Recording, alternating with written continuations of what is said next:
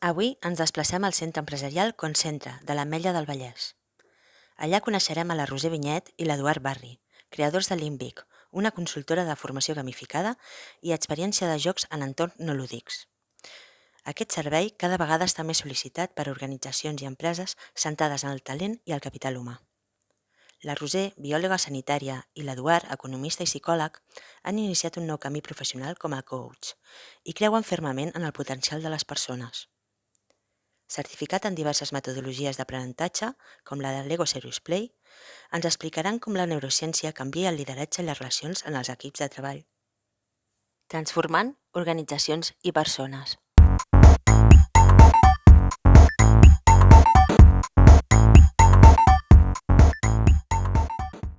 Com va néixer Limbic? Neix de la nostra passió per pel comportament humà, no? Com és de ric, com pot arribar a ser de gran una persona. Aquesta és la nostra... és aquí on en neix, no? Llavors nosaltres dos venim del món empresarial, de diferents formacions, directius, estem acostumats a treballar per les organitzacions, amb equips, i sempre tenim aquella inquietud d'arribar més a la persona, no? A lo que és el ser en tota la seva extensió. I llavors amb la Roser ens coneixem amb un primer màster que fem de coaching i allà neix Limbic, en realitat.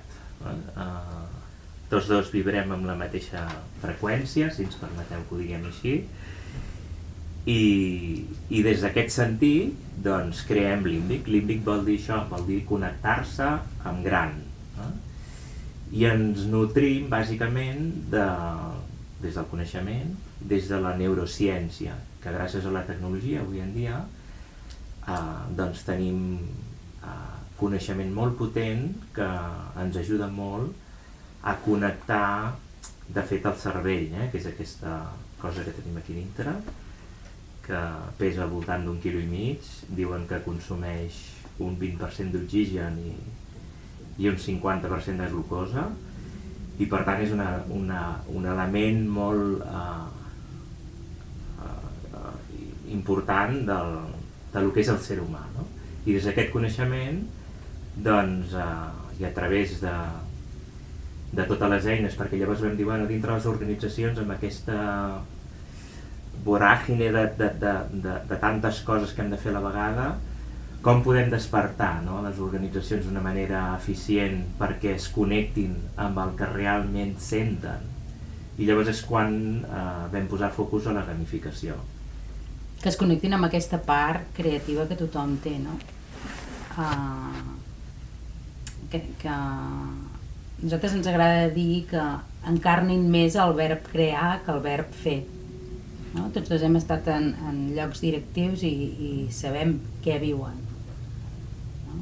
I tots dos hem portat equips de persones i el que és curiós és que cada persona viu de manera diferent una mateixa realitat i s'expressa o crea o treu el seu màxim potencial o no, doncs depenent de com és ell, no? Per tant, no podem obviar el capital humà dintre les organitzacions, no? La neurociència és la ciència que estudia la ment i les emocions. Com ens afecten les emocions en l'entorn laboral? Moltíssim. Ja des d'un punt de vista biològic, som sers sintientes, que diuen, no? Llavors ens movem per les emocions, prenem decisions per les emocions, reaccionem per les emocions. I aquí comprendre com funciona aquest òrgan és de vital importància, no? Per dotar d'intel·ligència aquestes emocions. Com ens afecta? Doncs mira, jo diria que bàsicament hi ha dues maneres d'actuar, no? Des de l'amor o des de la por. Biològicament, quan actues des de la por, t'estàs regint per la part, ara vaig a dir, menys desenvolupada o més evolutivament antiga del nostre cervell, que seria el cervell reptilià i l'instintiu i l'emocional, però no estem posant la part racional, sinó que ens estem deixant portar per totes aquestes emocions. Llavors, es diria que el cervell està en un estat de supervivència i biològicament el nostre cos, quan està en estat de supervivència, no pot crear, i ho entendràs molt bé. És a dir, si jo veig un perill real, em ve un lleó, jo t'he estat pendent de fugir, atacar o quedar-me quiet. Però el meu cos en aquell moment no dedica energia a regenerar cèl·lules, a funcions de manteniment, a funcions de creació de noves cèl·lules, etc. Per tant, no pot crear. I el que passa a les organitzacions és que hi ha molta por. Por al fracàs, al fracàs, a l'error. Evidentment doncs, hi ha components econòmics, no? A perdre diners, a perdre el lloc de feina, por. No? I amb les eines que nosaltres treballem, precisament per utilitzar la gamificació, el que fem és saltar-nos aquestes barreres mentals de por i posar les persones en un estat doncs, de creació i per tant de trobar solucions, de crear solucions al que ara veuen com a problemes que no deixen de ser reptes, no? Oportunitats de creixement que tenen, d'evolució. Per què té tant èxit la metodologia de Lego Serious Play? Per què amb Lego Serious Play? Perquè amb Lego el que estem fent és construint amb les mans. Quan estem construint amb les mans ens connectem directament amb un 80% de cèl·lules cerebrals que d'altra forma no es connecten, que estan directament en aquest hemisferi dret, que és on està la part creativa i la part imaginativa. Per això el que posem sobre la taula aquell potencial que tenim tots dintre, però que des de l'hemisferi dret, que és com anem pel món, doncs no acabem desenvolupant mai. No? I en canvi aquí, de forma molt ràpida, el desenvolupem. Una altra cosa molt potent de la metodologia és que igualem les bases del joc. Tothom participa, trenquem amb la llei de Pareto, d'allò del 80-20. Si fem una reunió de forma tradicional, què passarà? Que el que ens agrada més xerrar sempre som els que invadim i ocupem l'espai de la reunió. I a més ens repetim, perquè sempre defensem les nostres opinions i acabem sent molt avorrits. I potser hi ha una altra persona més introvertida, però que és brillant, tant o més que l'altra, no? Doncs la metodologia el que fa és que tothom participi. Per què? Perquè hi ha 4 passos que sempre es compleixen rigorosament. I com que això és la gamificació, utilitzar les bases del joc de forma seriosa per desenvolupar, treballar altres coses. Llavors, el primer pas és que hi ha un objectiu, hi ha un repte. A tothom se li planteja una taula, imaginem una taula de 10 persones, i li plantegem un repte que tinguin en el seu dia a dia, real. Llavors, una vegada tenen el repte, tenen un kit on tenen en aquest cas 219 peces de Lego, tots el seu, i tenen un temps per construir aquell repte, amb les mans. Clar, quan toquen peces i quan estan construint les mans passa allò que dèiem, que com que es connecten amb la creativitat i l'imaginació, surten respostes, surten propostes que d'altra forma no sortirien. I tothom està participant. Quan hem acabat la construcció, cadascú explica la seva construcció i també té el mateix temps. I llavors fem una reflexió final. Per tant, tothom està en igualtat de condicions. Això és igualar les bases del joc. I aquí és on es crea la riquesa de l'equip. I això és la potència de la metodologia. L'altre, i molt potent, és que estem construint en 3 dimensions. Quan construïm en 3 dimensions, aquí dintre, ho integra molt més ràpidament perquè estem treballant amb això, amb tot integrat, no? Amb voxels. Amb voxels, no només amb píxels. Quan posem PowerPoints estem percebent píxels, imatges planes, que per més profunditat que tingui, allà estem. Però amb les 3 dimensions entrem en la construcció. I fins i tot ens atrevim a dir que entrem en 4 dimensions, perquè estem submergits en aquella construcció.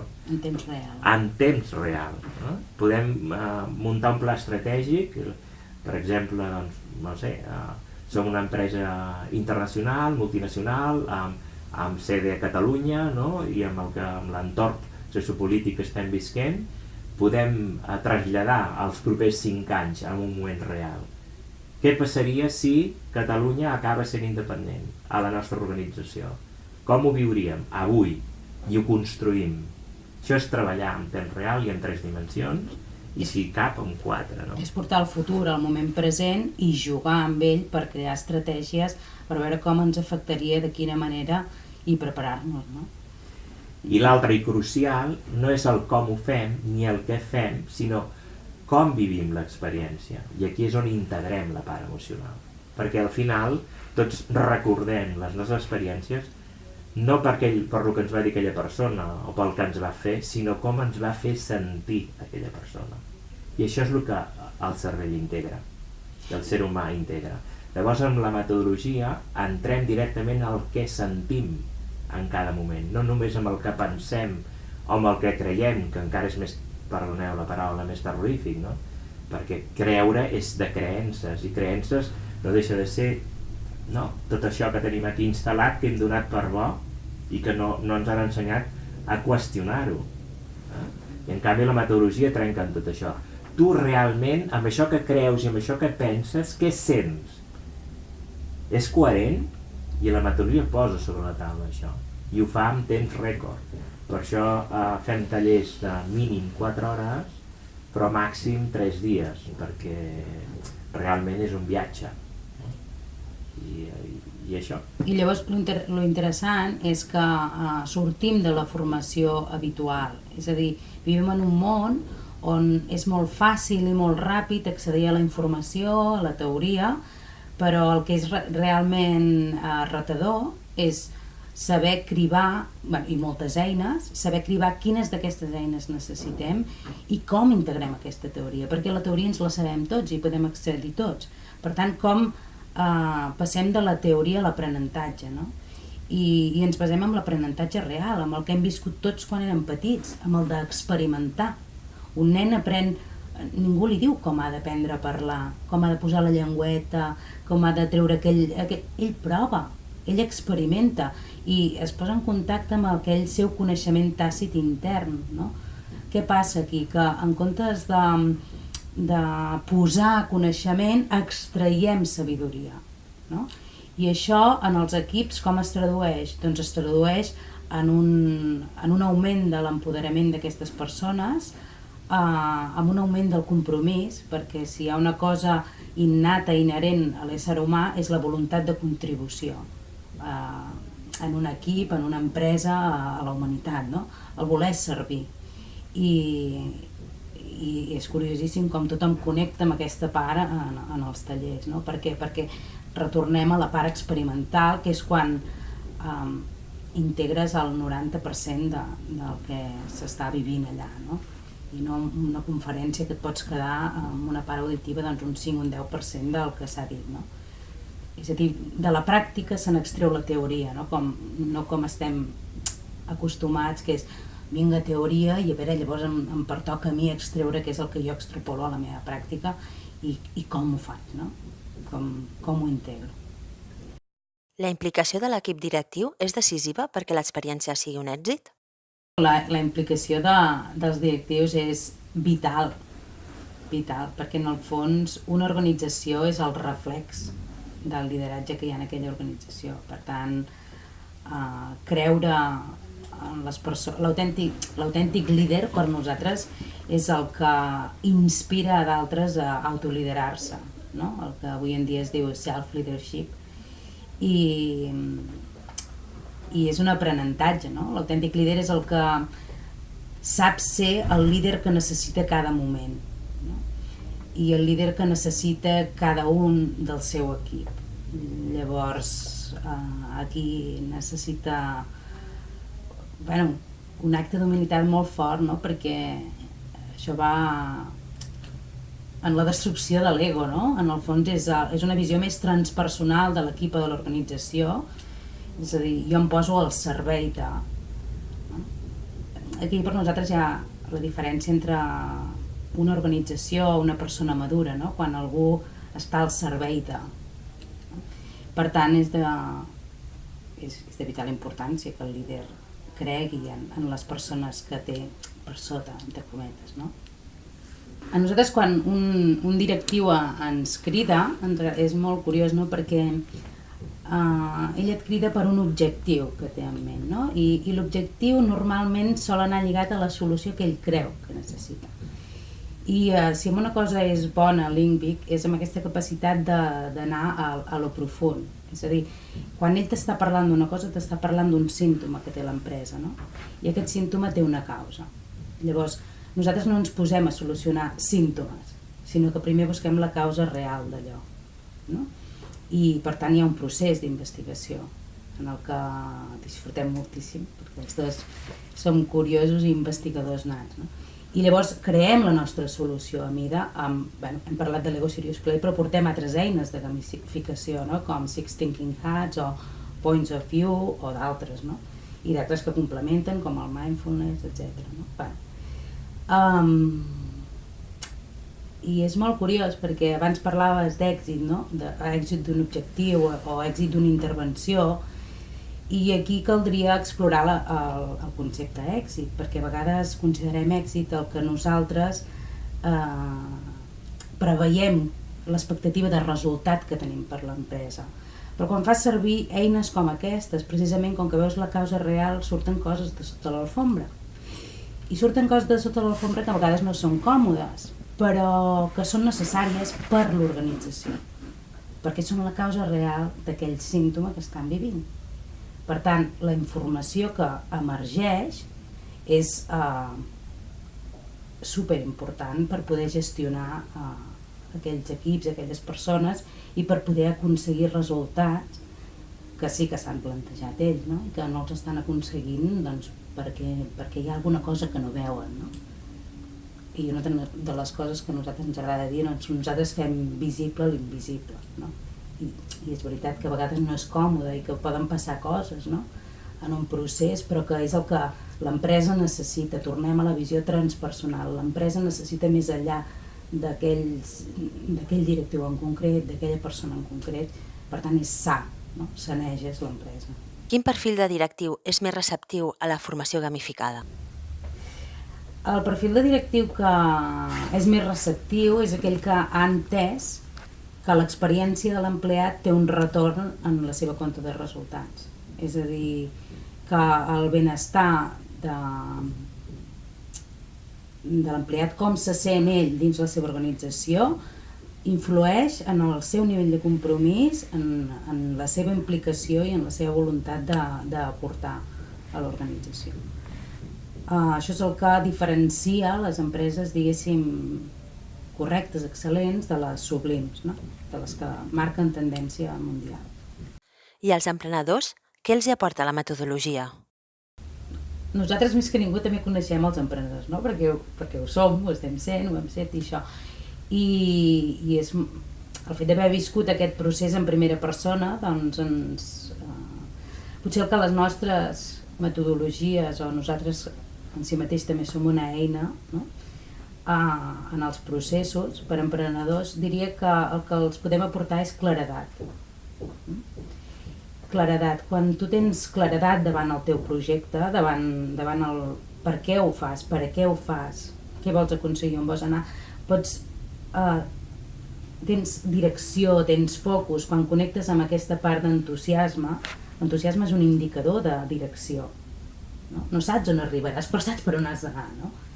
I quan saps el què, saps el com arribar-hi, no? I llavors una optimització dels recursos, tant a nivell d'esforç, com a nivell de temps, com a nivell de diners. Amb tota la vostra experiència, heu desenvolupat la vostra pròpia metodologia. Ens podeu explicar en què consisteix? I recollint tota aquesta manera de ser, manera de sentir, manera de transmetre, de connectar les organitzacions en gran, d'aportar totes aquestes metodologies de gamificació, etc., hem creat el nostre propi producte. La nostra pròpia fórmula, no? Que és Soulworking, no? I que l'hem enregistrat i que l'adaptem a mida de la situació real de cada moment de l'equip o de la persona. I de fet el que ve a dir és això, connectar el ser humà. aquella persona que està en l'organització que no només sigui un hemisferi esquerre, sinó que es connecti amb la seva creativitat, amb la seva imaginació, i ànima per això, no? Perquè seria el ser, la conjunció, l'entrar en coherència, amb equanimitat, entre el que penso, el que crec i el que sento.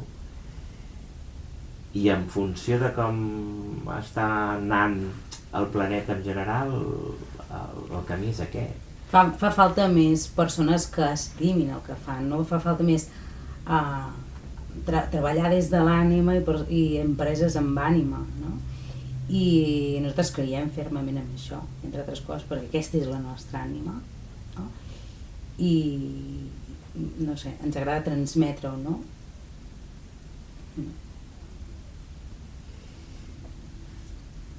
No sé. No. Dona i empresa, quina és la seva aportació? Una cosa són els rols i l'altra és com es desenvolupen aquests rols. I el que és evident és que biològicament som diferents. I tenim cervells que processen de manera diferent i això no és bo ni dolent, sinó que és. Llavors, com en treus el màxim partit, no? Jo he estat en equips mixtes i per mi hi ha una riquesa brutal. És a dir, tant es necessita, i vaig a parlar d'energia, no? L'energia masculina com la femenina, que és com fem les coses. I venim d'una tradició molt masculina, molt d'anar a l'objectiu i arribar-hi com sigui.